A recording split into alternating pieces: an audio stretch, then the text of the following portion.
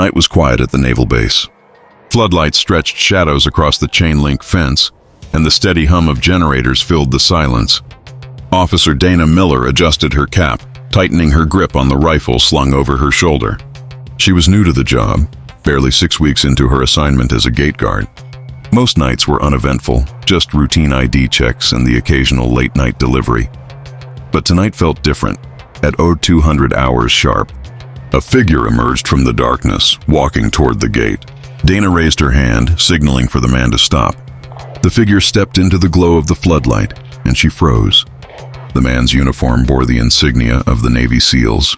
Not uncommon on the base, but something about him was off.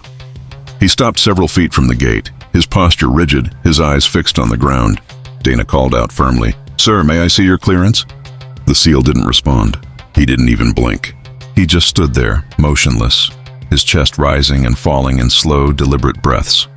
For a moment, Dana thought he was ignoring her, but then she noticed his hands. They were trembling. His eyes weren't on her. They were locked on something behind the gate, something she couldn't see. Dana's radio crackled to life. "Gate 12, report. Any activity?" She pressed the button, keeping her eyes on the SEAL. "Gate 12, possible clearance check." "But sir, he isn't moving." Suddenly the SEAL raised his hand, slowly, deliberately, and brought it to his forehead. A salute, but not to Dana, not to the flag above the gate. He was saluting the empty space behind her.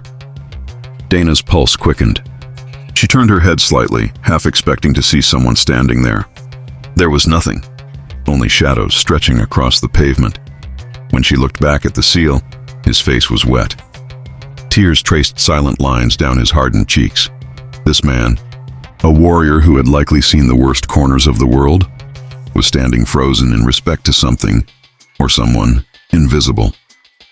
Dana whispered into the radio, her voice trembling. "Command, I think we've got a situation here." And for the first time that night, the SEAL spoke. His voice cracked like it was carrying the weight of years. "They're all here.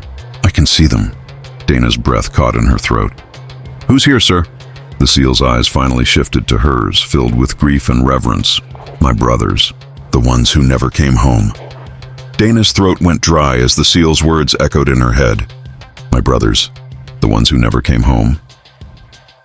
The silence around them felt heavier now, broken only by the distant cry of a gull and the hum of the floodlights. Dana gripped her rifle tighter, unsure whether to call for backup or simply stand still and listen. Something about the man's presence told her this wasn't a threat. It was something else, something sacred. The SEAL's eyes drifted past her again, fixed on that invisible spot behind the gate. His voice trembled as he spoke. "I was the only one who survived. Operation Silent Dagger, classified. We went in, 12 men strong. Only one walked out, me." Dana's heart sank. She'd heard rumors of failed missions, of men lost with no records, their sacrifices buried under redacted reports. But never this close, never so real. He lowered his hand from the salute, but his body didn't relax. Instead, he stepped forward, closer to the gate, his boots crunching softly on the gravel. Tears continued to run down his face, cutting through the hardened lines of a soldier who had seen too much. "I see them every night. I hear their voices. And when I come here..." He paused, choking back a sob. "It's like they're standing guard with me again." Dana felt her chest tighten. She wanted to say something, anything, but no words came. She had never served in combat, never carried the scars that he bore, but she could feel the weight of his grief pressing down on the night. Finally, she took a step closer, lowering her weapon in a gesture of trust.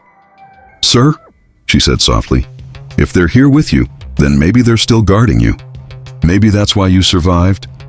The SEAL looked at her then, really looked at her, as if her words had pulled him back from the shadows. For the first time that night, a faint, broken smile crossed his face. He reached into his pocket and pulled out a small, weathered patch. Dana recognized it immediately, the trident insignia of the Navy SEALs. But this one was different. It was torn, burned at the edges, like it had been pulled from the wreckage of something unspeakable. He pressed it into Dana's hand. "Keep it. You stood here, you saw. You didn't look away. That makes you part of this too." Before she could respond, he stepped back, straightened his posture, and gave one final salute toward the gate. Then, Without another word, he turned and walked into the darkness from which he came, his figure swallowed by the night. Dana stood frozen, clutching the patch, the echo of his boots fading into silence. The floodlights hummed above her, and the grave weight of what she had witnessed settled in. The radio crackled again. "Gate 12 status report?" Dana raised the receiver slowly, her voice steady but softer than before. "Gate 12 secure." No incidents. But in her hand, the trident patch seemed to burn with an invisible fire, a silent reminder that some sacrifices live forever, even when the world forgets. And from that night on, Dana Miller was never just a gate guard again.